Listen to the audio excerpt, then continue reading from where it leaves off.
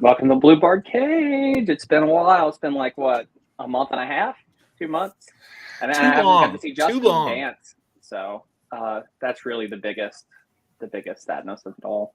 We got to figure out like a fade. You know, I just feel like he gets cut, and you're like, all right, it's like the end of the sock hop. You're like, get out. I just started dancing, so that way, like as soon as it cut in, I was already dancing. You know. Yeah.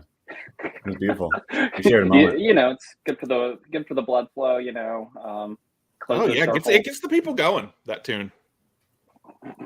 It's a good tune. It's a very American Gladiators kind of NFL football-y. But thanks, basketball.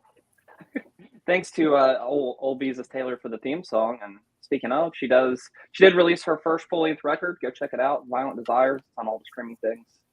Beezus Taylor and the Funeral Party. It's spoopy. Pretty good, I think. Spoopy.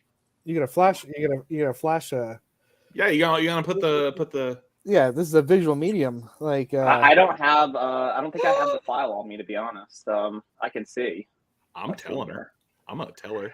You promoted it and chose not to. He put as it's like he did it, but he did his little effort. He put in as little effort as possible.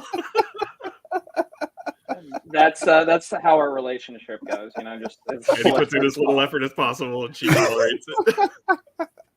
I kid. Here it is. Here there. Violent Desires. Go check it out. Very Nightmare on Elm Street 1 cover, you know, but with some imps that apparently are in a recurring dream she has. Oh, okay. She's got some issues. So hear her work through those in several tracks. Okay. So how's everybody been? How's wrestling treating you? I know it's a lot has happened. I'm still not caught up on AEW. I'm still before the collision that the MJF and Kenny Omega match happens on, which I'm pretty excited to see. Everything that's going on there. I know there's been some more Devil appearances. Got some questions about that, but did you watch the Blood Money show? Did you watch Raw? Where's everybody at? I've been following WWE more than AEW. I'll get highlights or whatnot of AEW, but yeah, I watched the Blood Money show. This was the year to just go ahead and watch it. It had a good card, and I watched Cena get his ass handed to him.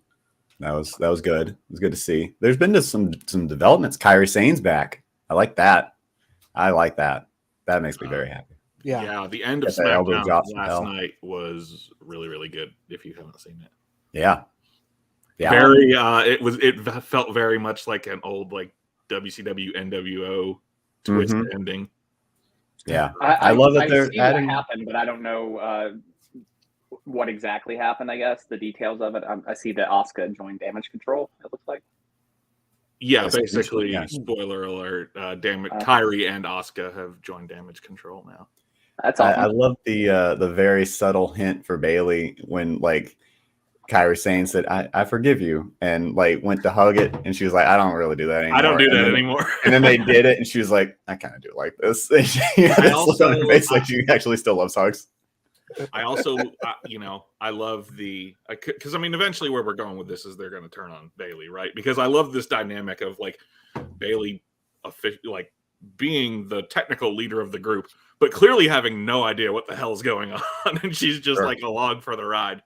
Bayley is. I'm ready. I'm ready. Ready for her to be a face again. I think this is leading to. They turn on Bayley, and then we do EO Bayley at WrestleMania probably.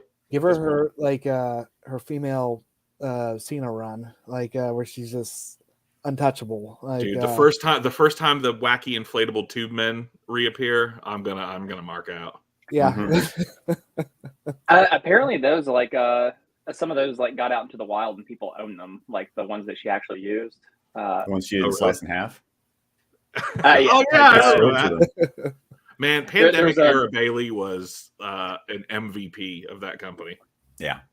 Her and Sasha. Yeah. She deserves more than she's getting, but it's just great to see story developments with the women. Yeah. It feels like Triple H saw, everyone praising HBK's booking, particularly of the women's division in NXT, and was like Michael Jordan. I took that shit personally. Mm-hmm. And he's like, okay, well, we're gonna do something. We're gonna do something now. Doing a lot better than the women. I think the women things that are happening in AEW at least. It's still kind of a mess over there. A lot of things going on. Yeah, how's sales doing? Hold on, I'm asking them. No. Oh God. Was that bitch one? She must have seen an animal on TV or something. I just started thinking, it's like I need to start having Tails bark anytime that I want the conversation to change. I want control of the conversation. Just bark into the microphone until everybody shuts up. Time to move on. The barking has started. Good Lord. How did you feel about and I think you guys are a little bit more aware of things than I am, at least in WWE, but like LA Knight kind of getting that big spot against Roman, but having to lose. Do you think that hurts him at all, or do you think that just kind of shows that he's a main event guy at this point? No, I mean, nobody went into that match thinking LA Knight's going to win. Nobody. So I think he's just fine. I think it was more of like let's see how he hangs on the real big stage, and I think he did just fine. Yeah, and people are still behind him all the way. Like there's nothing, nothing's changed as far as crowd reaction. Yeah, and honestly, he's not there yet. Like I mean, you're not going to end this big, long, historic title reign you're doing with a newcomer like that, and B, he needs more time to simmer. You know, like he'll get it. He'll get his time, but it's really not now. Do you think Cody's still the guy that's taking it off Roman at this point? I really do. I mean, I think that is the only thing that really makes sense in the long run. But maybe I'm wrong. But I still feel that way. I just I don't like these long-term fan bookings that we've kind of painted ourselves into. Like no one said that Cody Roman was going to happen again, but we're all just acting like we're all just in our head like booking it like this is how it's got to happen, and if it doesn't happen I'm going to be mad. Like it just seems very I'm not going to be mad that it doesn't happen. I just think that's the obvious story. Sure. I mean, heading into the new year, well, and that's the thing is you have so many big top baby faces now. Crazy. You have Jey Uso, you have Sammy, you have KO, you have Cody. But like the Sammy story has sort of been told, the KO story has sort of been told, the Jey story has sort of been told. So I mean, I think the Cody story, to use his term, finish the story, is still the one. And I hope that you all will appreciate the story I wrote for today's episode because it's about this very thing. I'm looking forward to it. I think the story is there. I mean, it's even in kind of Cody's theme song at the beginning. There's more than one royal family in professional wrestling, and I think that's kind of what it is. It's a battle of like legacy almost within wrestling, and like between that family and the Rhodes family almost. And I mean, that's what you do. Cody at this point with as crazy over as he is, with the merch numbers he moves, which is insane. I mean, you cannot deny he's a draw. That's what you do. I mean, this is your guy. This is your number one guy that you can build the company around for years to come. It makes the most sense. Yeah, I think it's the next step, especially like, and I maybe you guys know this. Maybe I'm just out of the loop. What does Roman do like that he's not on TV? Like he's not filming movies, right? He just doesn't do the road anymore. He just works a part-time schedule. Like I think his like health scares like made him like reprioritize like so. I mean he only works part-time, and then I think he just stays at home the rest of the time. Yeah. I think it's great. And I think that I think it's fine because that is part of the story. Roman, and that's also part of the story they're telling with Seth Rollins on Raw is that he's the anti-Roman Reigns. He's the guy who shows up every week and is constantly defending his title, sometimes multiple times a week. Like he's the workhorse champion and then they can say, and I'm sure we're going to get into that once we get into a reignited Cody Roman feud in the new year. Is you've been sitting on your ass while I've been here, every week. So I think too, the thing that bugs me, it doesn't bug me, but like the thing that I think wrestling can kind of get hamstrung with or painted into a corner with is either like the narratives that we assume are going to happen over a course of so many months, and also like the streaks that WWE seems very enthusiastic about right now, where like up till Gunther won, like beat Honky Tonk Man's record, it's like there was no real risk. Which like that's bullshit, man. Like they shouldn't have done that. You think they did the Honky Tonk What? Man? They deserve to have that for the rest of all time. It's the fucking Honky Tonk Man. The fact that he had it for so many years Exactly. is insane. It's the funniest record. It's the funniest thing that could have happened, like for him to hold that record. And I still like that was a thing. You have to I take would've loved- the I action would've figure loved down Gunther like come to up a one lower day shelf shy. and shed a tear when that happened. Like, I guess Gunther goes up here now. Yeah. Like that moment in Toy Story where he just drops Woody. I mean, it's still good. I mean, yeah, the record's been broken, but like Honky Tonk Man still kept a record like that for decades. Like nobody came close for a really long That dude's time. been able to milk that for like 30 years. Good Yeah. and good on him. There's Yeah. the streak, and Like- then there's the streak of the streak. Honestly, Yeah. I would have loved if it was like one day before and like Gunther's doing whatever. To not take any of his momentum away, you got to get that title off of him at one point, and shove him into the main event spot. I would love for Honky just to shown up and like screwed him over somehow. I'll tell you what I would have liked is like It would've that. been Remember pretty that fun. episode of King of the Hill where the high school football players getting ready to break Bill's record, and Bill like comes and plays one last game even though he's fat and old and cannot at all play He's still football eligible anymore. somehow because he didn't. He's graduate somehow or still something. eligible because he never because he never graduated. That's what I would have He's wanted. totally- Honky Tonk Man showing up and then getting chopped quite literally in half, like the fucking Black Dahlia, and You just kill him. You just kill him in the kill ring. him. He explodes in the ring into a bunch of music notes. This is like a messed up Mortal Kombat fatality. I know. I love this Halloween story. I'm I like, love I it. want to play this game. Let's get in a couple news and notes, and we'll get into the spooky stories. Does that sound like a good thing for you guys? My spooky I'm ready. Veterans Day story is ready to go. We're ready.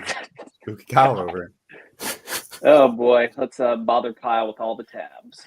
There's not even that many. Not even that Just a many. few. That's not that bad. Just a few. Just a Just few. double Keep digits. it short here on old Twitter, whatever we're calling it now. So old Bubba Ray Dudley, or Bully Ray, whatever he's calling himself these days, says that AEW fans have nobody to blame but themselves for the Cody situation.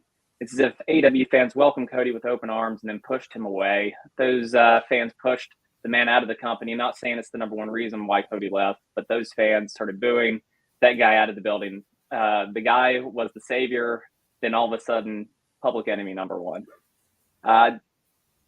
Do you think that had anything to do with Cody leaving? I don't think so. I think he took all that shit in jest. Like, I think getting a reaction is better than no reaction. in wrestling. Yeah, I would agree with that. But like, also he has, if he also feels like it's like tarnishing his like brand name, you know, for that group, for like the AEW like fans to like boo him, like then you know, that could be a factor. But he just wants to finish the story. Like that's all he wants. I think Yeah. the character of Cody Rhodes is so much better suited for WWE than it ever was Yeah. for AEW, and I don't think the fans were the reason. I mean, I don't think the fans are to blame. I mean, let's just be real. The AEW fan base, the people that go to these shows, are much smarkier They're much Yeah. more smug, I guess. Probably. They're the people bunch who of yelled neckbeards. CM Punk for decades or Yeah. years at least.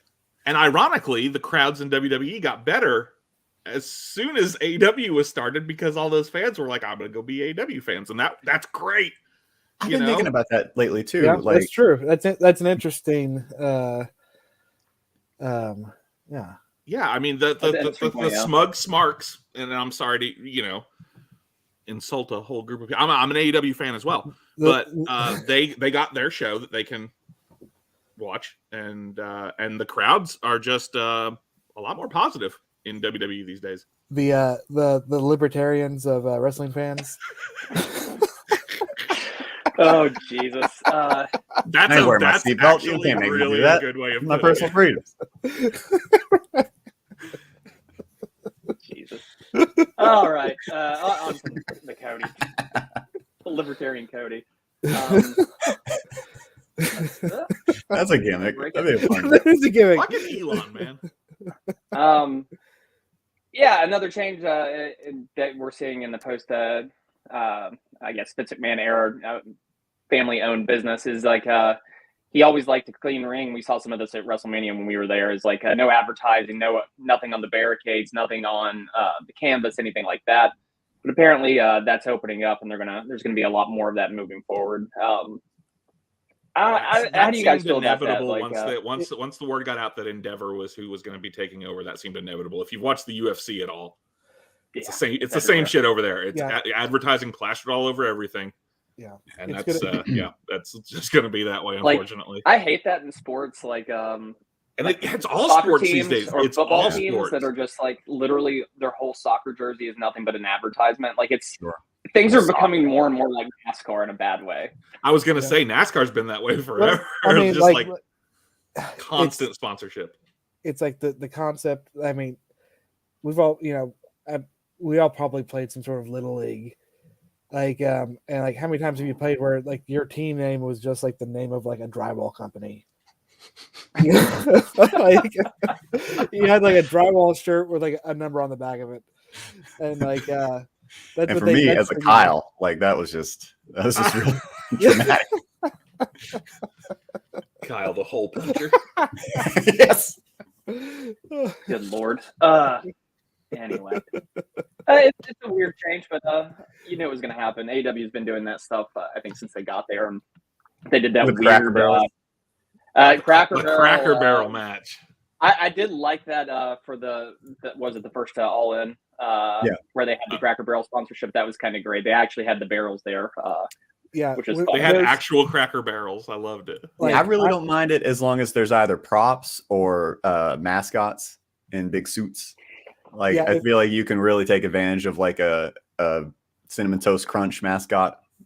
Like you make the brand like a presence on the show. Like there's I don't mind it if like advertising's worked into like a bit.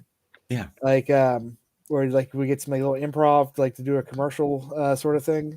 Mm-hmm. I mean, we had that Texas Chainsaw Massacre match, which that's the best way to do that. And they're doing a Sega match soon, apparently. Some sort of Sega match. I don't know how that's going to work out, but it should be interesting. If you have to advertise for somebody, and you can make a wrestling match out of it on a wrestling show, like that's going to be your best solution every time. Like no matter how ridiculous it is. Like let's not act like every single carny who has ever worked for any wrestling company in the history of the world wouldn't do the exact same thing. Given the opportunity. yeah, right. One time I want to see, this is how I'd book it. You have like the mascot in his big foam suit and you chase him down, like get a Powerhouse Hobbs or a Brock Lesnar to chase him under the ring and he pulls him back out. But it's a double. It's just a body double. And it's like, and then he just uses him as a human fucking, weapon. Just starts beating him down. I mean, just get Juice Robinson to do a honeycomb or whatever. He already looks like that damn mascot. If you remember the old mascot, right? He does look like that. Yes, I do. Lean in. Hang on here. Honeycomb mascot. This guy. Yeah. This is basically that's Juice Robinson. Crazy Craving. Crazy Okay, Craving. I Yeah. forgot about him. So 1995. It's-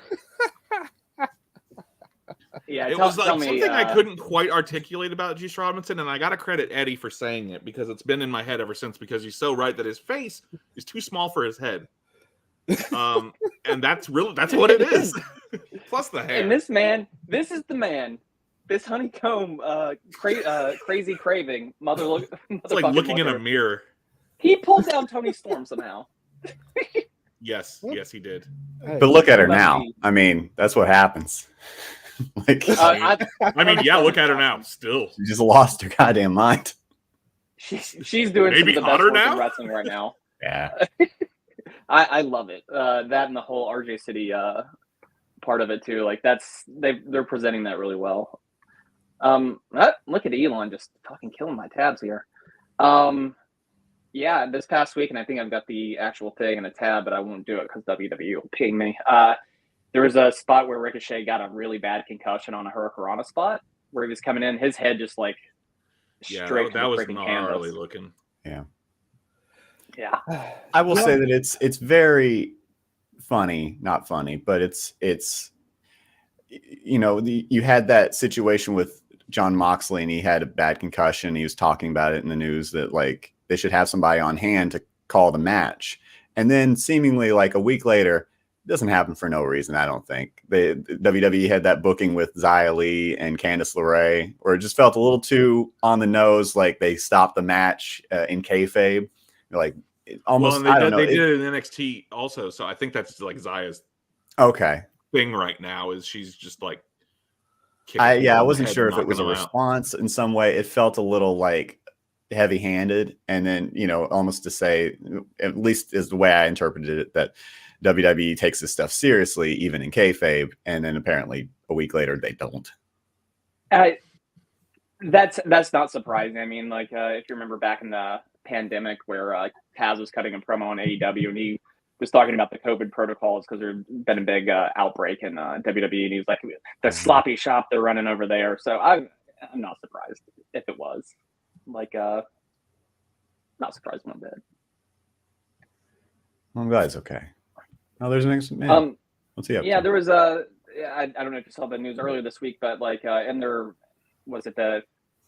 they're filing TKO talked about how this man's a liability just with the ongoing kind of investigations of him and lawsuits and all that, and then here it comes out that he's selling 8.4 million shares of TKO stock. So it's a little interesting. I feel like Vince McMahon wormed his way back in and only to be kind of shut out immediately by TKO after the purchase went through.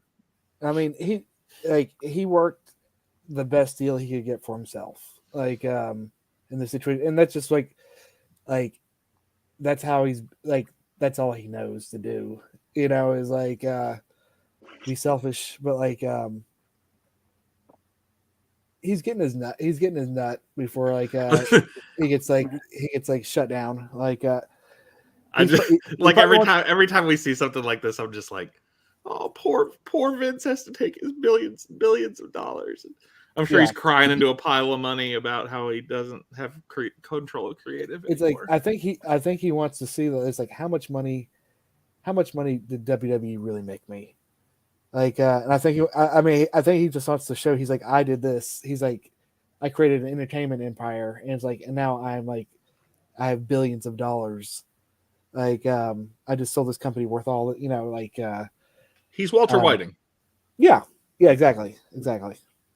Watch him run for president next. That'll be his next thing to conquer. Watch him be Trump's VP nominee. Would not surprise me. Like one bit. Now, no. I hate to say it, but like, I would really look forward to those debates. Like, I normally don't watch really any of the debates, especially Republican ones. But like, if Vince McMahon was debating somebody, I would absolutely love to see that. Like, because he has no chill. No, he has so much. No, He has no if you saw chill. the Real Sports interview of him back in the day, That's what I was just thinking of. I was like, man. yeah, he's gonna throw a hissy fit and storm off within 10 You minutes. take away his yes men. Yeah, he's not Like, not in a good mood. He's well, like I give him more credit. He's just like you forget like how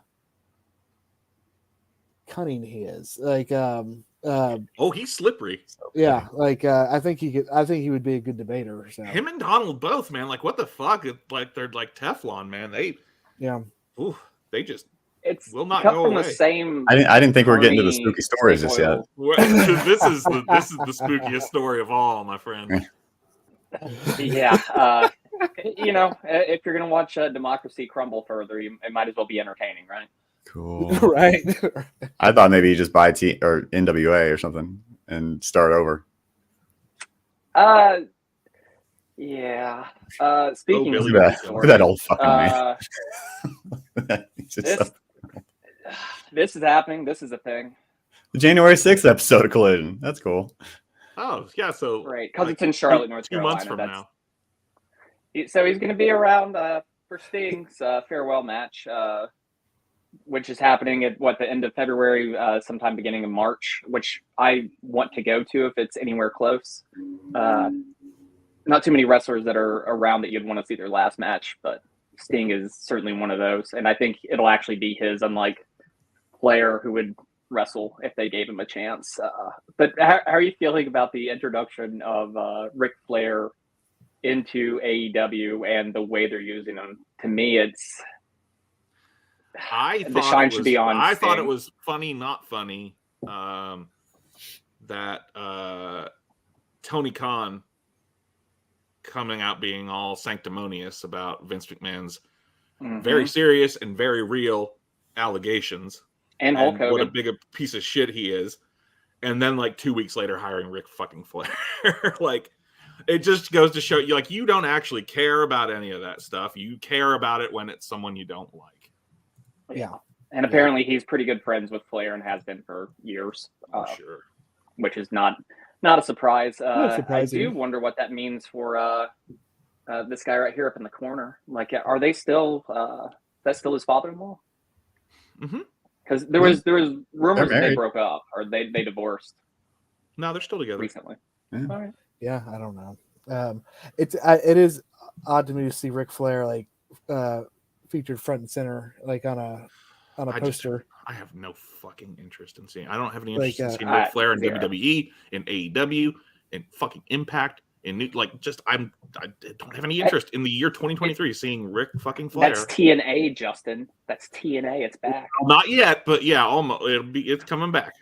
Like Why? if you had to have Ric Flair involved, like I would have him come out like maybe once a month or something like that, and his job was to tell a Sting story, like and just like, here's a story, here's something that me and Sting did back in 1986 or whatever, and like just do that, like give us like a little recap of something, like and let If tell Ric his Flair's stories. Hall of Fame inductions, the ones that he has inducted other people, are any indication, the story he tells will actually be a Ric Flair story. Yeah. They always are, and he'll cry. Like this past year when he told the story about Great Muta, and it was like, that wasn't even really about Great Muta. You just talked about yourself for like 10 minutes. He's like, honestly, he's like, I don't know what's happening. I barely know where I am. He's like, I love the switch to turn this on and off. He's like, that broke a long time ago. Like, I'm waiting for him to like be in the ring with Tony Khan and call him Vince or something. I mean, half the time, JR calls the AEW title the WWE title. Yeah, yeah. it's Might hilarious. as well. That's a hard habit for him to slip to change out of, though, I'm sure. Yeah. Okay, I meant to look up when those was coming out. I'm glad you. Are you guys excited about this movie? Are you going to go see it? Like, Yeah. Oh, yeah. the interviews. Looking forward to it, but I can't say I'm really excited. sold me on it. I'm sure it's going to be depressing as Yeah. all hell. I mean, the dark side of the ring was super depressing. Yeah. Oh, well, God, yeah. I mean, if you know anything about the story at all, you know it's going to Yeah. be depressing. Oh, yeah, this is going to Any recounting of that story is horrible. Yeah. But, I mean, I'm looking forward to it as a movie. I think it's going to be really good. Me too.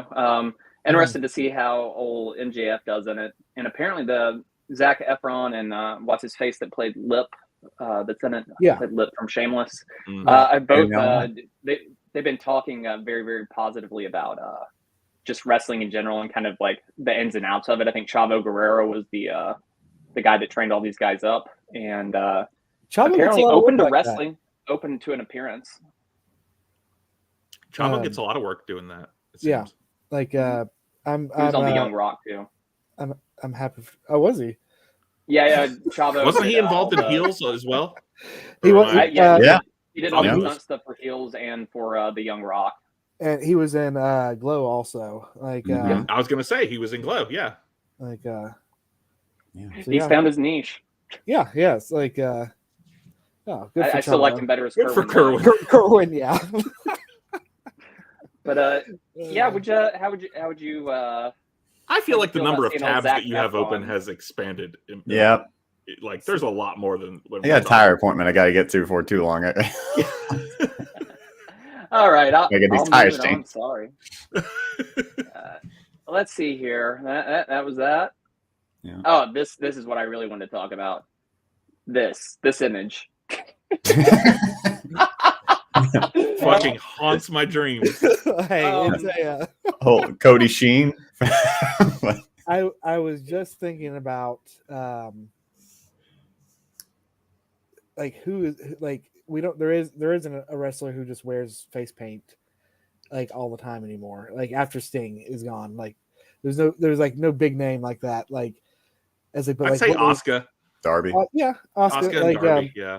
well, as far as like We like, just did 2 episodes about this. You'd think I'd be Sting- able to remember. like but like Sting was also like we knew that Sting wasn't his real name. It's like even as like he's like I go by Sting. I don't know what his real name is, but like if he was a pro wrestler, he has taken on the name Sting, like because he's like it's like Sting was like a superhero, I guess, like a vigilante. Mhm. Like they just it's like almost Sting had like a hidden identity. I'm just excited to see the long-awaited return of Barry Stardust? Windham as the Stalker at this year's Survivor Series. That I was gonna say this is very stalkerish face paint, but also is this an Easter egg to the return of Stardust? Are we gonna get that? Does he have to go through that trial to get to Roman? Ah. Oh. He's got to go get I'd- Stardust over again. Maybe. I mean, probably not, but I'd be willing to bet this was entirely done in Photoshop, and they never talked to Cody about this. for sure. Or if you ever talk to Cody at some point in time, I bet that's what he'll say. It's like Wasn't there an old WCW War Games match where they all wore camo face paint like this? I can't remember the year, but I feel like that definitely happened. I think so. Or maybe it's the return of DX. You know. That's just what we need. I bet Cody just has like they probably have several hundred pictures of Cody in different face paint that they all took like over a period of like one day, and they use it whenever they need to. Like It gets too much. It gets too lippy. You know.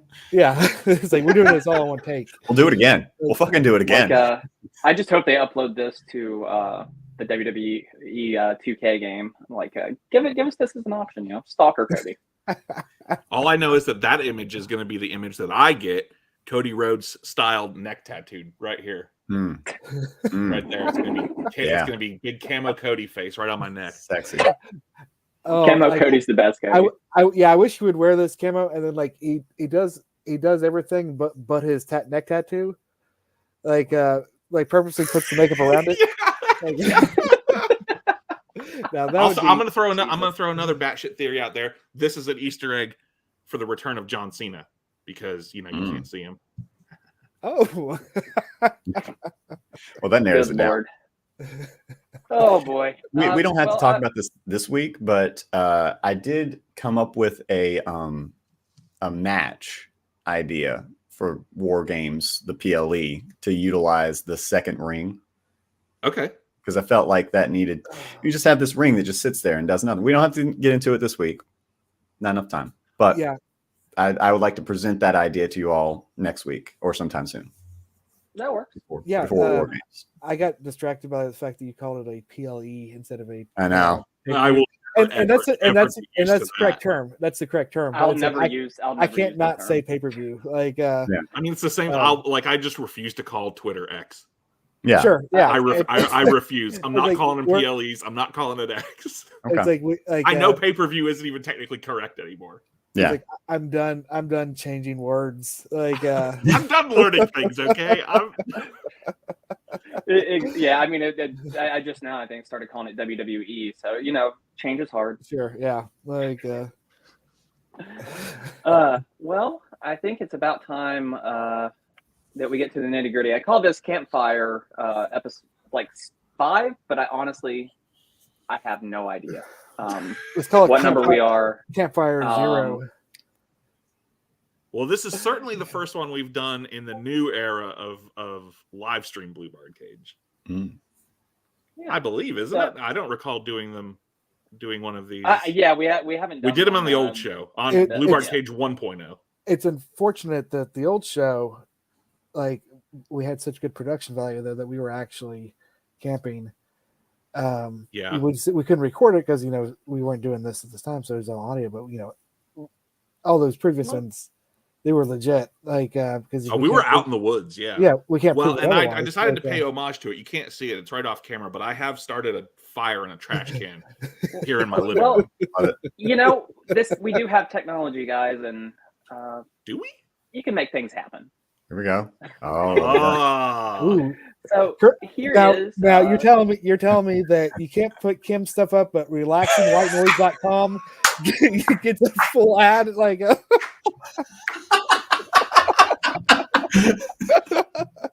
Blue Barn Cage this week brought to you by relaxingwhitenoise.com. Relaxingwhitenoise.com, everyone.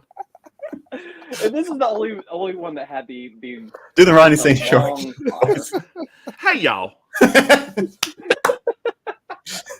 This week's episode of Blue Barn Cage is brought to you by relaxingwhitenoise.com, home of all your long 10-hour campfire video needs. All right, well, I think it's time to dim the lights, fellas, and I think it's time to start telling stories around this campfire. Did you all bring your flashlights? I have my phone. That's got a flashlight on it. That works. I'm gonna dim the lights here. I'll give you guys a second to do the same. Well, I don't actually You have gotta any lights set on, the but it mood. is daytime, so this is about as dark as it's going to get. Maybe in black here. out my I could- windows. I could do that. if I had put the thought into it, I could. I don't. Oh, California Kyle, all the sunshine. Yeah. Can we go get bed sheets and put up the windows? Like, this is what we got. I was just trying to set the mood, Kyle. I set the mood 2 weeks ago, Eddie. And what a mood it is, everyone. Junior co-host California Kyle. Let's do this. Let's kick it off. Kick off the 5th annual. we Spooky wrestling stories. should say that this is traditionally a Halloween thing that we did, and It I will take the blame for the delay. I started a new job recently, and my schedule has been insane, and I did not have time to put together anything in time for Halloween. So this is our Veterans Day spooky campfire. Spooky, relaxing. Well, spooky, relaxing white noise campfire tale. I'm just looking at this as we're just keeping the Halloween train rolling for another couple weeks. Yeah. No, at this point, we have to fight the Christmas. We have to fight the war on Christmas. Who knew? Attention, Who knew? fellow liberals. That's some Trump up shit we did. We really just to start this on November 1st. Is that your Walking story? to Target without Santa rubbing his balls.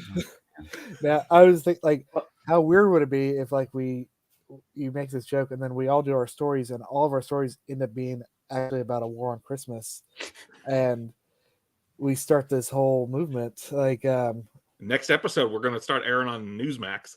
Start radicalizing. start like buying. We can just start buying coffee cups from different places and, like, let's see what's fucking on it.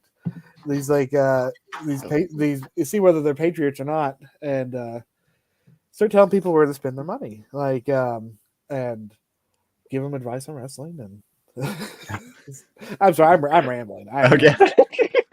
It's the all gummies. right. Submitted for the approval. This is what we need the dog barking for. It's like, to keep it quiet. keep David on task, on track. Before Kyle starts, Justin, Oh, do you sorry. want to to start us off with the ceremonial beginning of the show, usually, where I we don't submit remember. things for the approval? Oh, well, yeah, I don't remember what I did specifically, but this is the Midnight Express Society. Mm-hmm. Yeah. Correct. A group then- of wrestling fans who gather around a campfire and tell spooky wrestling stories. So, I guess we submitted for the approval of the Midnight Express Society. Kyle, go ahead with your story, sir. Ooh, okay. That lovely intro. Well, I don't have a name. Put me on the for spot. this I don't story. No, I mean, you know, I was trying to think of one, and I got to a point with it, and I was like, this is cheesy. But then I thought I could just tell you guys the story that happened to me in Portland. Happened a few years back, right before I moved. And it was fucked up. But it was incidentally, it was with a few friends that like are big into wrestling. So like it's kind of wrestling related in that we spent this whole hike booking the territory together. But yeah, so it was me and my friend Ben, who's, you know, kind of like Eddie. If you just imagine, you know, like Eddie playing the role of Ben. Good guy. I'm not saying anything bad. Both good guys. Jeez. Just saying. Well, we're not even 2 minutes into I this was story. like, no, he's a good Brandon dude. Eddie. No, it was Ben, and our friend Sean Tall. They called him Sean Tall. His name's Sean, and apparently there I were thought two this other person's name Seans was already. Chantel. No, this is there was a regular Sean in this group that I was not a part of, and then a tall Sean that came into the group later, so he became Tall Sean, and then this guy who was also tall, so they just called him Sean Tall. So that was Sean Tall, and Sean Tall will talk your fucking head off in like during pay-per-views or PLEs, and I remember because this is just like we had just watched WrestleMania where Kofi won, and like as soon as Kofi Mania. as soon as they called it for Kofi, as soon as they rang the bell, I just hear Sean Tall going, well, I guess they're not giving the belt to Becky. I'm like, will you shut the fuck up, Sean Tall? We got hours before that happens, you know.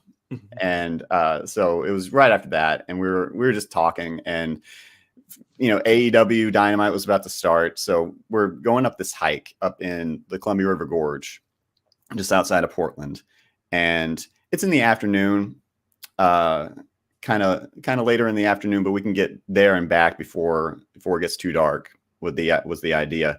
It was about a 3-mile hike, and we got up to the top, and we're all just chilling. And as Portlanders are wont to do, we had a couple beers up there. I didn't bring a ton of provisions. I had like an old like first aid thing and like a beer and The essentials. Yeah, the essentials and a joint.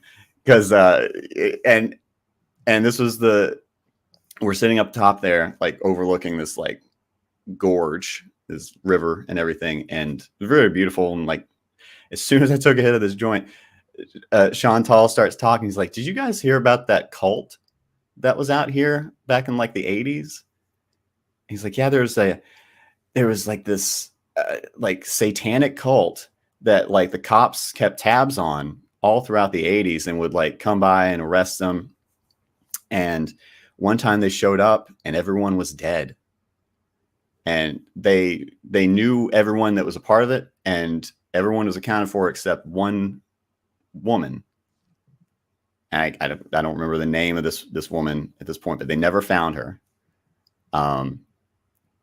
And I'm like, Chantal, like, could you not bring this shit up when I'm just about to? Okay. And because it is a very, like, you hear a lot in that area. And so like everything just sounds, you just hear a cacophony of sounds, animals in the distance and everything. But we start going back down the trail, and it becomes very apparent to me that I've done too much at this point. And you guys have been privy to this before, but one of you have, where like I just started to brown out a little bit, and I knew it was coming, and I felt terrible, but like I felt weighed down, and everything got really like shaky and technicolor, and I was like, oh, and I just sat down on the trail, and I was like, hey guys, and then I was out. And I was out for like a minute or two. Wait, and I are wake you up. the lady they couldn't find? Is that the twist that's coming? No, this happened. Just shut up, Justin. Let me tell my story. I come to, and Ben and Chantal are like shaking. What's wrong? It's not laughing. This is serious. We all You're know muted. that You're campfire muted. tales are very serious. And You're muted, David. you're muted, David. I'm so sorry. I keep laughing. Not to interrupt you, but like I keep like watching the fire and us like watching you like talk. And then we just got relaxingwhitenoise.com like on the screen. And like, are we doing commentary over reaction video? Like I almost feel like people would like be more inclined to like click on it. It's like, what the hell is this? Like Yeah, sure. I'm sorry. To continue. No, it was a great place to pause for a second. So I came to, and instantly just really embarrassed. I knew what had happened. This happened to me before at a concert, and I felt bad then too. And they're like one of them's kind of like softly trying to slap me, and then one of them's just kind of kneading my chest. It was kind of weird. Just two dudes didn't want to like actually slap me, but so I thought that was funny, but they had this look on their face, like they just horrified. I was like, "Wait, Ed, I'm okay. I'm okay." And they said, "What the fuck were you saying?" I said, "What do you mean?" I was out. And they said, "You were speaking so fast and so low. It sounded like Latin. It sounded like you were speaking in tongues or something." Pentecostal Kyle. I was like, were you handling snakes? did you get the Just- stigmata? they tried to say it, do it back to me, but they were just like they didn't know what I was saying. But like, I was like, let's leave. Let's just go. And this was, he said, they helped me back up, and my head is throbbing when this is going. So like, I am a mess. I constantly have to sit back down because I'm just woozy and feeling like shit. Like I have a terrible headache. And so it gets dark. Like we've got maybe like a half mile to go, and it's just pitch black. We don't have any provisions. Like I said, I have like a basic first aid kit. And like we just used our flashlights from our phones, and we start as we're going down the trail in the dark. We just hear this low, like what sounded like a growl, and I figured like some kind of mountain cat or something. There's not like you're not going to run into anything too dangerous out there, but it picks up and it becomes this like almost something between like a growl, like almost like a moan, and that sound, and it sounds larger than it sounds like a medium-ish size thing, and we're all just like waving our phones around. And like I went into first aid kit, and there's this tiny little like emergency flare, and I pop off the top, and I'm like getting the lighter on it, and I light it, and I turn around and just start waving it around, and like, get the hell out of here. I'm being just doing the best I can, and I wave it, and it's just this sea of red. And as I do that, behind us on the trail, we all see this woman, and we just fucking take off. We're just running immediately down the trail. We screamed and go. And all of us are just bounding down this trail. Fucking Sean Tall, this Ichabod Crane motherfucker, just takes off past us, just leaves us. And I see Ben to the right of me, and my head is pounding now. I can't even hear anything. And I'm running down. We get to the part like close to where there's like steps to the parking lot. And I don't see anybody at that point. I'm just running as fast as I can. Like I'm waving this flare with me as I'm going. And it's just a sea of red around me. And I don't see anybody. I don't hear anybody, but I get down to the parking lot. There's one car. It's our car left. I get to the car.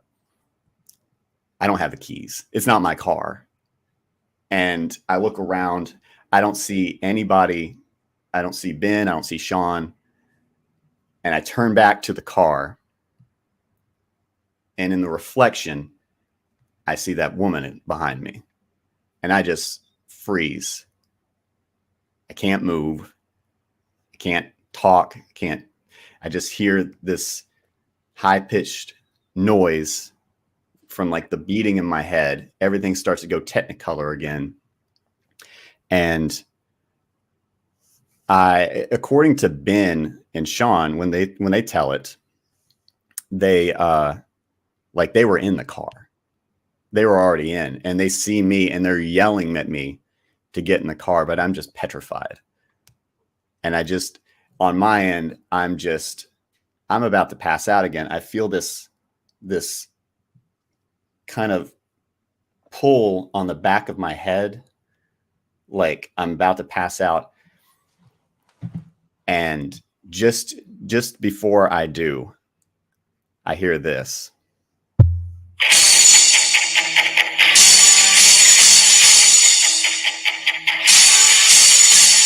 And I don't see him, but I hear him, and I certainly smell him. Just this character just bounding up the parking structure, just crashes into this woman, and I come to, and I don't see anything going on, but I hear a tree cracking in the background. I see a branch just start shaking up and down. I look back at the car, and there's Ben and Sean. I jump in the back seat. I'm like, fucking drive! And we drive out of there. Turn that down. Now here's the weird part. Oh, good. We're at the weird part. After what sounded like the biggest battle of my entire life, all of our wallets and all of our weed was gone. That's the scariest part. All your weed was gone? I don't know, Justin, if you were privy to the Ultimate Warrior story we told a few weeks back of Ultimate Warrior fighting demons in the afterlife. That's fair. That's fair. You know what? We all try. We swing for the... What the is destrucity? Yeah, okay. It's still my story. But yeah, so that's my story that we got kayfabed in the woods by the spirit of the Ultimate Warrior and a demon.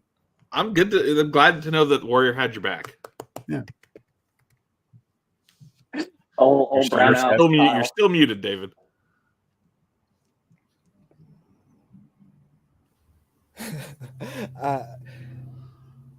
You never gave us a name for the story. That's it. There wasn't a name. There's just the it's gotta have a name though. The ultimate kayfabe haunting. How about that? All right, thank you. That was good. It's good. Okay. Yeah, I feel good about it. I feel good about myself, and just the time I spent on that story. Yeah, this fire is just like this is doing. You just looked at the fire the whole time, didn't you? Pretty mesmerizing. Yeah, it's like it's doing it for me right now. Thank you, relaxingwhitenoise.com. Yeah. Good See, Lord. like, this is a perfect segue into like a sponsored content where we Yeah, just, like we run a little like okay, we might be onto something. Well, Like, did I meet the assignment? I think you did a great job. Yes, Okay. I thought that was great. yeah, it was a campfire story, and it was a. I was waiting for the relaxing for voice.com. where was wrestling going to tie into it, and I'm glad Yeah. that at the end it. Oh yeah. So a few months back, we talked about Dana Warrior. I tried to clandestinely bring this up earlier, but it just failed. Dana Warrior talking about her house being haunted, and then that there was some kind of like middle of the night poltergeist thing going on, and then she felt the presence of her husband, and she was like, I didn't hear him, or I couldn't see him, but I could hear him, and I could feel him, and I could smell him, and then she heard what was just a battle going on, and I surmised that since the Ultimate Warrior never actually knew how to fight, maybe he was just kayfabing his wife and daughters. He was from the just afterlife. potatoing demons in the Yeah. afterlife. Yeah. So that was where my story went. I just, kept the warrior theme that I've been going all year.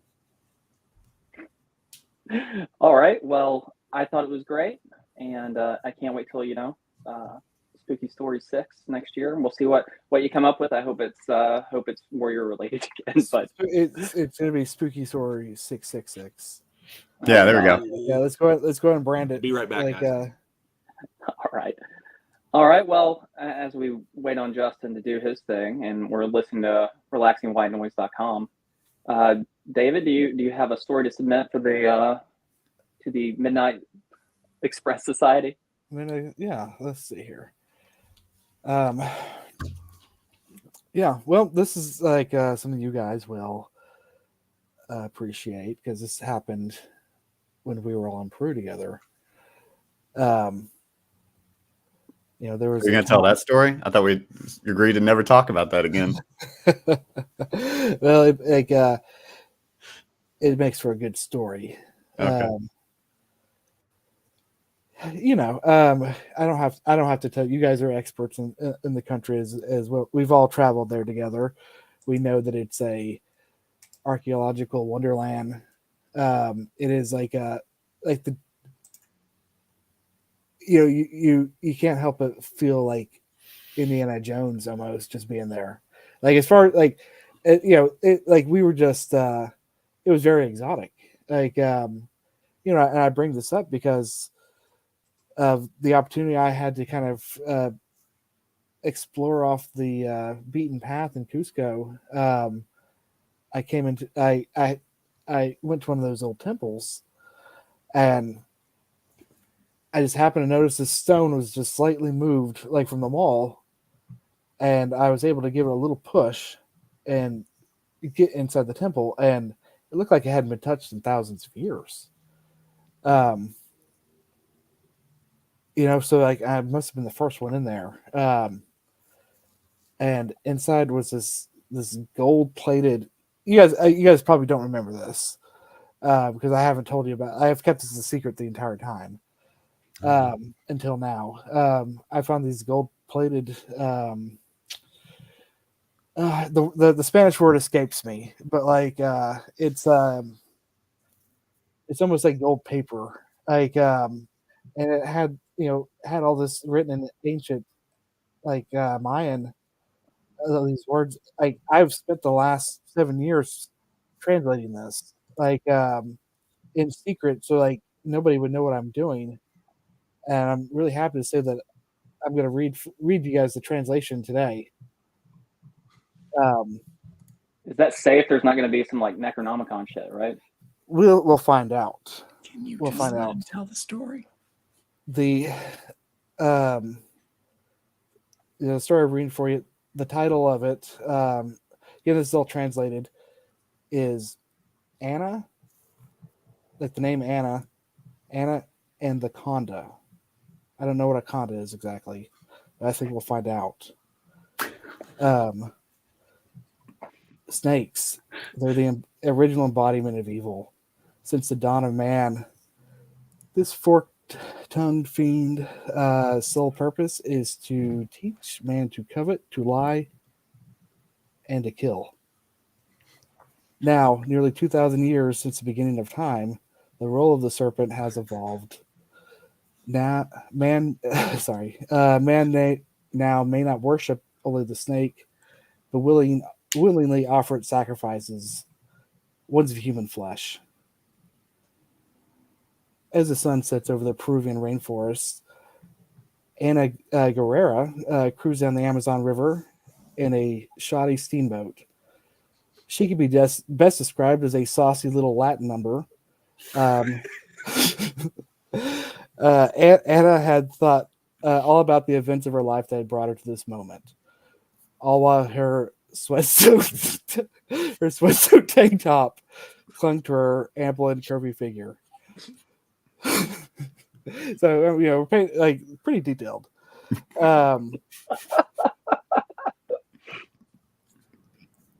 Quite simply, her life was inspired by her favorite podcast, The Blue Bar Cage, which she often listened to while practicing her fly girl routine.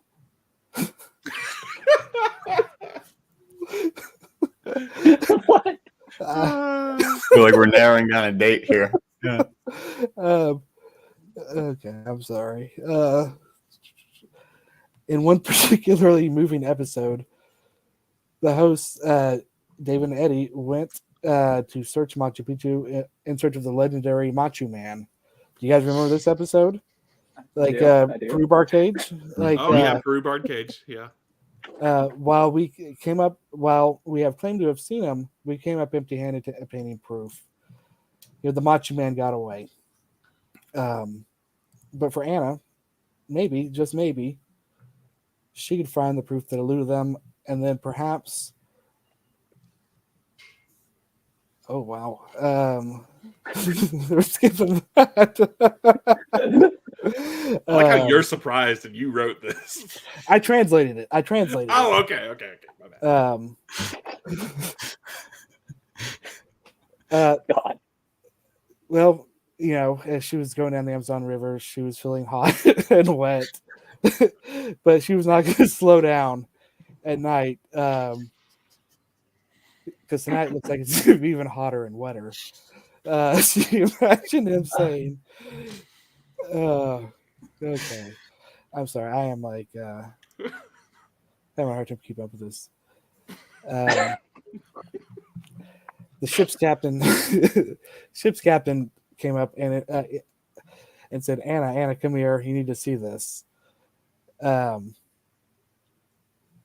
approached the starboard as she saw a raft in the esplanade of the banks of the river. There was a man in a raft and he was waving them down. Captain, please come help that man, Anna said. Are you sure? He could be a bandito. So, yes, Anna said, he will certainly die if we don't. Captain obliged.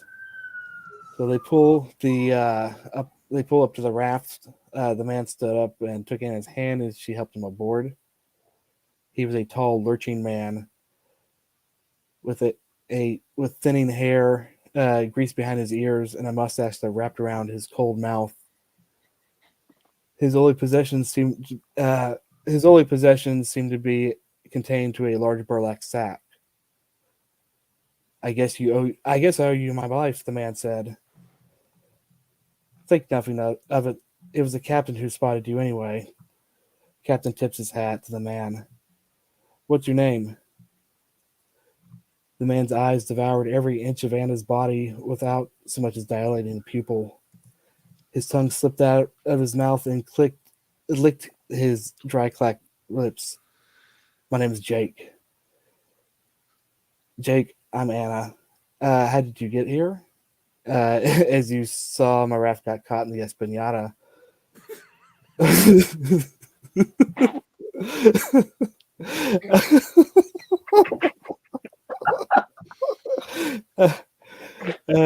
What brought you all the way out here? Same thing you're looking for. I'm trying to find the Macho Man. Anna was stunned. How did you know that? Jake said, "I've seen the effect of the blue bar cage has on a woman.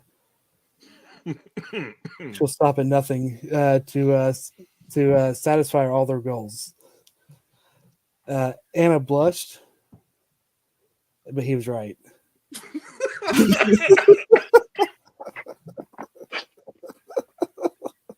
Good Lord.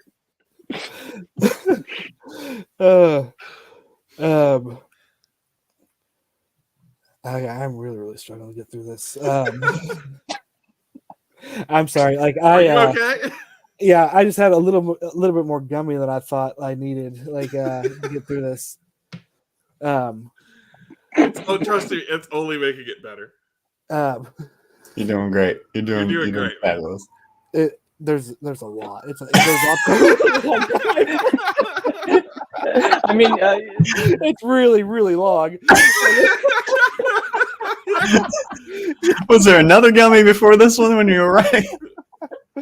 I mean, the gist of it is that this is Jake the Snake, and this is like the movie Anaconda, but like it's like Jake the Snake, like instead of an anaconda. Jake murders the crew, saving her for last because he really wants to taste her. Jesus Christ. What the hell? did you write David writing a story It and then goes on getting like too that. stoned It goes on like and that. having to just give us the Cliff Notes version of it is maybe the best thing that's ever happened on this fucking show.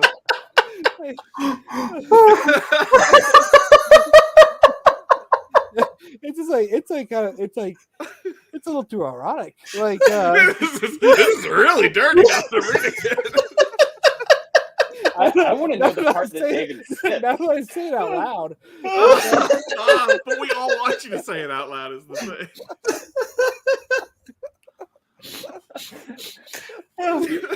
You're gonna have to share whatever paragraph you skipped earlier and why. It's like when when the movie goes out of the theater and then the usher just comes out like, okay, here's what happened.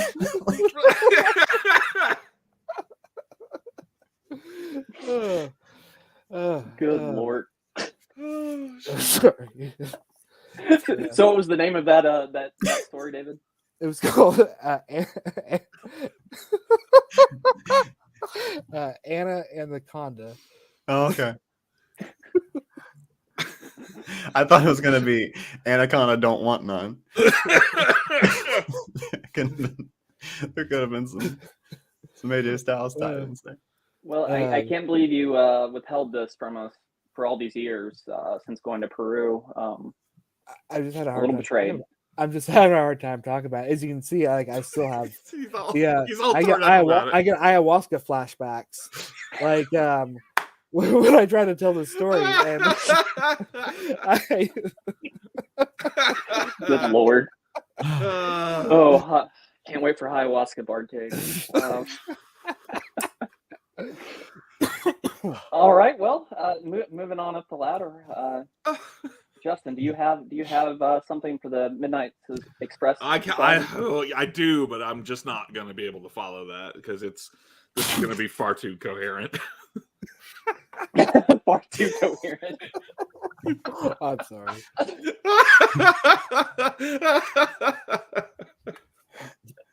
I mean, we're batting 1,000 right now. One of us had to crash and burn. Like, I think we should make this a recurring segment on the show where David gets a little further into the story every week. He just picks it up. Just mark where you left off, and we'll get back to it next week. Oh boy, this is a lot. Oh my god! It kind of turned a lot more of a journal than it did a story. I was like, I don't know if that's. Did you write it like Dracula? How it's all just in like newspaper clippings and journal entries and shit. Yeah, just Diary of a Madman of like snake erotica. Like this reminds me of sin, David from high school, just telling stories to people like they were the most important thing in the world, and then just abruptly ending them. And like, yeah, then there was no point to the stories. And he's like, yeah, and then we just went home. You catch that little glimmer in his cheek. You know it's bullshit. You know, like, oh, okay. He's been telling me one of them stories. One of those Just yarns. for the record, I have a lot of people that make me laugh, obviously, but for some reason, nobody makes me laugh like David Modulewski makes me laugh. He's got that Modulewski wit. He's Feel safe. got that dog in him. Get that dog in him. Oh shit! Yeah. Woo! All right, Okay. let's do this, Justin. You've got it. Oh yeah, me. Okay. All right. All right. So I wrote this out. So this is going to be kind of this is like more narrative. Well, I guess David's was at the beginning. The year is 2034, and the WWE is celebrating their biggest milestone event ever, WrestleMania 50. Once again, the American Nightmare Cody Rhodes will attempt to finish the story and defeat the man who has been champion for well over a decade, Roman Reigns. Cody has had many chances over the years, but every time he seemed close to victory, interference from a seemingly countless string of Anoa'i family members have stopped him from winning the title that his father never got to hold. This only got worse after Dwayne "The Rock" Johnson was elected president in 2028, and the bloodline now had the support and resources of the entire federal government. Cody entered to his usual fanfare and 10 straight minutes of pyro. Then the Tribal Chief's music hit, and Roman Reigns made his way to the ring, flanked by Paul Heyman and approximately 30 to 40 family members, ranging from grizzled vets the Usos and Solo Sikoa to a seemingly endless gaggle of cousins and children. This entrance took 45 minutes. After a back-and-forth opening couple of minutes, the Tribal Chief took over and began his methodical beatdown of Cody. Once Cody began to make his comeback, however, the usual barrage of outside interference from the bloodline began. But Cody was ready for them and executed a masterful plan of countering their interference. A crossroads here, a Cody cutter there, and soon the extended family were piled up around the ring, like a pile of goons in Arkham City. Finally, it seemed that victory was in Cody's grasp, and he prepared to deliver the final blow to Roman Reigns and finally finish the story. Suddenly, the lights cut out, and the stadium was bathed in darkness. A collective gasp arose from the crowd. It was then that Roman's secret weapon made themselves known. From the top of the stage, a parade of ghosts of deceased family members began making their way to the ring. Soon, Cody was surrounded by angry, vengeful spirits of Samoan ancestors of the past. They began their attack, while Roman sat in the corner laughing maniacally. Cody was outmatched by the powerful ghosts and soon found himself victim to a bonsai drop from the massive Yokozuna, a big splash from Rosie, a devastating Samoan spike from Umaga, and a ghastly stink face from Rikishi. Sidebar, Rikishi had tragically perished in a freak breakdancing accident in the year 2026. It all proved too much for the American Nightmare, and Roman set up to deliver the final blow in the form of a devastating spear, once again denying Cody his ending. Suddenly, a bright light shone down from the heavens and illuminated the center of the ring. The crowd looked up confused, shielding their eyes from the bright light. Was this more family members? Some sort of other bloodline trick? Then the sounds of an angelic choir filled the stadium as they announced their heavenly host. American Dream. As the cowbell hit and the angels burst into song, the spirit of Cody's dad, the late great Dusty Rhodes, floated down from above, clad in black and yellow polka dots, and shaking his booty to the music. Cody stared in disbelief as his father descended down into the ring. The two generations looked at each other, and with tears in his eyes, Cody joined his father in battling back the spectral legends. The two delivered bionic elbow after bionic elbow, taking them out one by one, until only Roman was left standing in the bloodline's corner.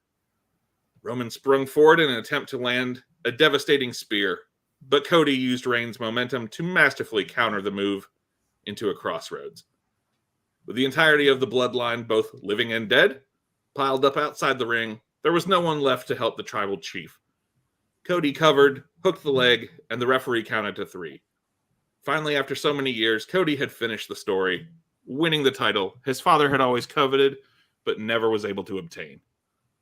The father and son celebrated it in the middle of the ring in a moment that made people cry like Randy and Elizabeth at WrestleMania 7. The next day, Cody would go on to get another terrible neck tattoo to commemorate his win, then go on Raw to start a feud with Vince McMahon's grandson, Declan. Roman Reigns would slink away defeated, forced to leave for Hollywood, where he would make $1 billion. And that's it. That's scary, to be honest. I know, right? At what point are we going to have like a hologram wrestler though? I'm like they did surprised we Tupac. haven't already. We had a hologram Yeah. pallbearer. We did have hologram pallbearer, yeah. Yeah, That is and true. that was actually pretty cool. Like, I liked it. All right. I liked it. I might have some gimmick No. infringement here, David, but I did take the liberty to write something for you. I don't know if you want to deliver it, but otherwise I could. I did write a Halloween themed Steiner Diner. oh no, hey, I like let's hear your interpretation. Like, see what yeah, fucking infringe on my gimmick and see what happens. All right, I was I just felt the need, the desire. I felt a spark of creativity come about, but I'll go ahead and give it to you here. Boo! Did I scare you, freaks? It's your main man, Big Papa Pump, coming at you from the heart of the haunted, the ghoulish, the downright delicious, the Steiner Diner. We're not just talking about any diner. We're talking about the Steiner Diner, where the food is so good, it's almost supernatural. We got treats that'll make your taste buds scream, just like you're in a haunted house, but without all the cheap scares. Picture this, Frankensteiner burgers that rise off the plate like the undead, loaded with toppings so monstrous, you'll need a tag team partner to conquer them. And don't even get me started on our sides, mummy wrapped mozzarella sticks that'll have you howling for more. Now listen up, because this is important. Our desserts are the real deal. We're talking jack-o'-lantern pies, vampire bitten sundaes, and our famous freak shakes that'll have you believing in food magic. It's a flavor graveyard, and you're invited to the feast. So whether you're a werewolf on the prowl or a friendly neighborhood ghost, come on down to the Steiner Diner. We're serving up Halloween treats that'll leave you howling for more. It's not just a meal, it's a monstrous celebration. And and you won't leave hungry. Holler if you hear me, and happy Halloween, freaks. Good, well done. That was good. Like, Yeah, that's not the only thing I have, but I did write that one. I tried to channel my David Modulewski there. It's a lot So- less sexual innuendo than I expected. Yeah. It's okay. Okay. David's made up for it. Yeah. so advertising opportunity. In addition to relaxingwhitenoise.com, we play whenever we do a Steiner related segment. We just put the Steiner workout video on silent, like no audio, it just plays, and like it's got a link to like Steiner's like website or something. Didn't I buy that for you one time? You did. Okay. You bought SteinerDiner.com? No, No, his workout video for the, David. the Steiner workout video. Oh, good Lord. Like, All right, well, that was my attempt at a Steiner Diner in a Halloween themed manner. I do kind of want a freak shake though. I would. All right, well, I would try a free shake if. looks like you're about to get a freak shake for the business into that cat. Yeah, yeah. All right, well, your butthole. I'm not going to be able to add Kyle back because I can't He's see. I'm going gone. to have to read this at the same time. So it'll be what it is. I'll check back in the middle of the story. I wrote here. So picture this. In the eerie glow of an arena's flickering lights, the wrestling ring stood as a sacrificial altar for the performers, eager to entertain the crowd. The air buzzed with anticipation, but tonight an unspoken unease lingered beneath the surface. Just checking to see if Kyle came back. As the match unfolded, the cheers of the crowd transformed into whispers of discontent. And suddenly, the spotlight shifted from Sting and the wrestling action in the ring to the entrance ramp. Ric Flair, the legendary figure with a reputation for charisma and excess, sauntered down the aisle, bathed in a sinister red glow. Ignoring the bewilderment of the crowd, Flair seized the microphone and began an holy sermon about his latest venture, Woo Energy Drink. Is Kyle joined yet? I can't see. Yep, there he is. Okay, there. Don't want Kyle to miss this. Oh, I'm here. I've heard the whole thing. His voice echoed through the arena like a harbinger of doom, promising power beyond imagination to those who dared to sip the tainted elixir. Sting and the other wrestlers in the locker room exchanged uneasy glances, sensing a disturbance in the air. The atmosphere grew thick with an otherworldly energy, and a haunted sound filled the arena. The grotesque twirling of Ric Flair's appendage, an obscene spectacle that defied the laws of nature. The crowd fell silent as the twisted performance unfolded. Flair's pelvic gyrations reached a fever pitch, creating a grotesque symphony that sent shivers down the spines of those unfortunate enough to witness it. The once vibrant cheers of the crowd replaced by a collective gasp of horror. As Flair continued his perverse display, the wrestling ring became a stage for something far more sinister. Shadows danced in macabre patterns, and a cold wind swept through the arena, carrying with the stench of malevolence. The wrestlers, entranced and powerless, found themselves drawn into a nightmarish choreography. One by one, they became mere pawns in Flair's diabolical game, their bodies moving in unnatural ways as if controlled by unseen puppet strings. The haunting twirl of Flair's appendage seemed to channel an otherworldly force, draining the life and vitality from the performers, leaving behind only hollow shells. The crowd, now held captive by a mixture of horror and morbid fascination, watched as the once heroic wrestlers became mere shadows of their former selves. The ring, once a symbol of athletic prowess, transformed into a cursed arena where souls were sacrificed for the grotesque pleasure of a madman. And then, as suddenly as it began, the spectacle ended. The lights dimmed, the haunting sound ceased, and the wrestling ring stood empty. Ric Flair, his malevolent performance complete, vanished into the shadows, leaving behind a traumatized audience and a wrestling world forever scarred by the grotesque horror of that cursed night. The legend of Woo Energy Drink became a cautionary tale, a dark chapter in the annals of the wrestling world, where the pursuit of the spotlight exacted a price too terrible to comprehend. There you go. Thank you for making me think a lot about Ric Flair and his pelvic thrusts and gyrations more than I ever wanted to. That's that's what you do. That's what I'm here for. I appreciate That's that. what I'm here for. And I think that concludes our storytelling this time. So we're gonna have to put out this fire. Oh, no. Oh, good. There it is. There it goes. Cold again. Good Lord.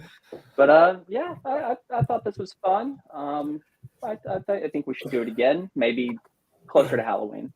What we can do next time is everybody keep a handful of sugar when you tell your story and throw it at the camera, and then we need to be able to have the fire react at a certain time. You get to work on that, Eddie. We'll have to have Kyle animate that, I think. No, it's we just have to time we just have to time it. We get one take to time the whole thing to the fire. It's we know it's gonna flash in 18 minutes. So in 18 minutes, yeah. Good Lord. Lord. Well, maybe next time next week we'll go over Kyle's thing he wanted to share with us about war games. I'm sorry. Do you mean? However, William Regal says it. Maybe just think amongst yourselves how you might account for a second ring on a matches wrestling at once. card. It's just sitting there. It is a like it is like a ridiculous over the top like match.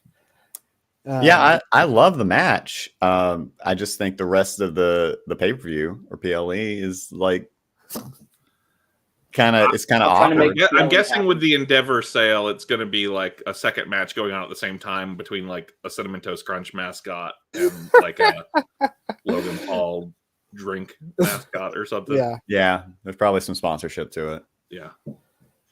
I spent Beast a lot and of Logan time Paul with like battle it chess out. pieces. I was thinking about this for a long time. Yeah. How does logistically work? Like So, sometimes there's like they've made, like I said, sometimes they'll make the advertising work. Like a Halloween Havoc, for example. Like it's always like heavily sponsored, but like they always make they always make it look cool. Like